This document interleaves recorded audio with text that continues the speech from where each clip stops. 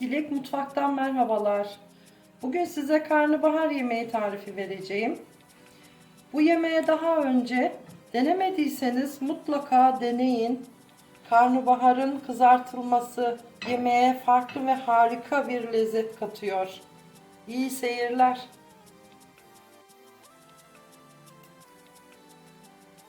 Küçük bir karnabaharımız var. Saplarını ayırıp parçalar haline getirelim.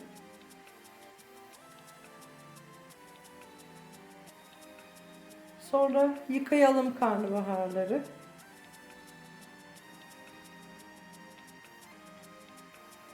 Tencerede kaynattığımız suya atalım. 1 çay kaşığı tuz ilave ederek 10 dakika haşlayalım.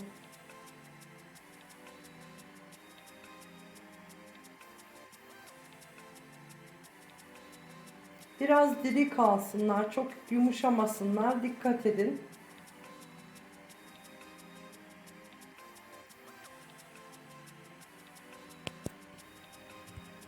On dakika haşlamış olduğumuz karnabaharların suyunu süzüyoruz. Biraz ılımaya bırakıyoruz. Şimdi 2 tane yumurtamızı çatalla çırpıyoruz.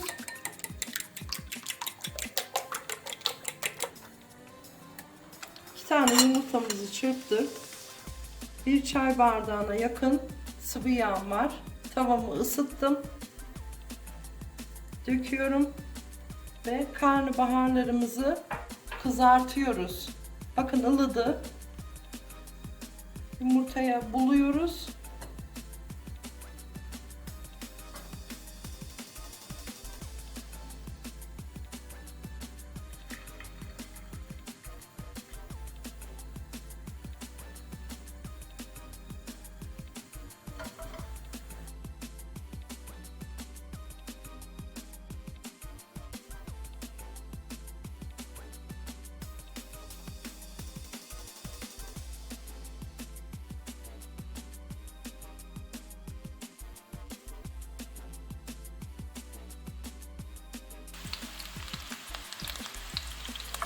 Karnabaharlar kızardı.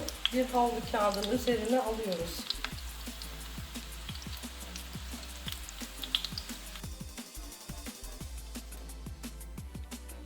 Aynı tavada doğramış olduğumuz 1 adet kuru soğanımızı pembeleşinceye kadar pişiriyoruz.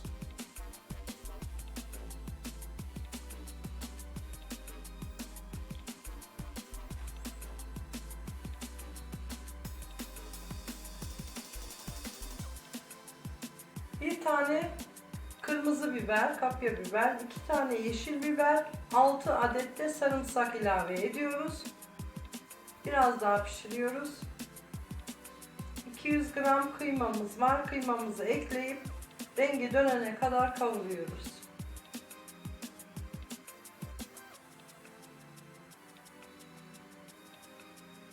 Kavrulan harcımızın içine yarım yemek kaşığı biber salçası, yarım yemek kaşığı domates salçası ilave ediyoruz.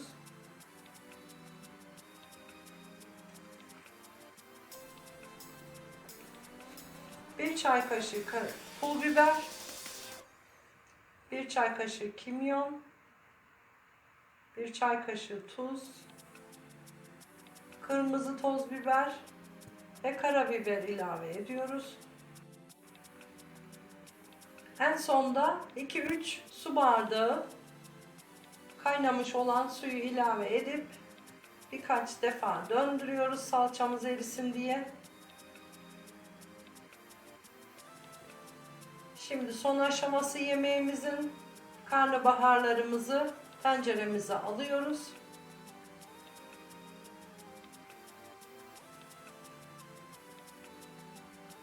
Harcımızı üzerine döküyoruz.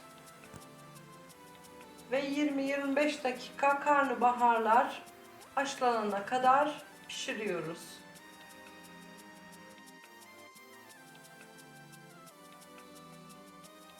Karnabaharlarımız kaynıyor. Kısık ateşe alıyoruz. Kapağını kapatıyoruz. Ve karnabaharlar yumuşayana kadar 20-25 dakika kadar pişiriyoruz. Yemeğimiz pişti arkadaşlar. Mutlaka denemenizi tavsiye ediyorum. Karnabaharlar böyle daha lezzetli oluyor.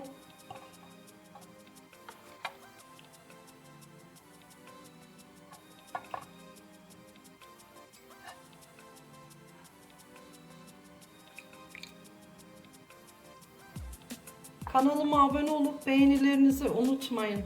Afiyet olsun, hoşça kalın.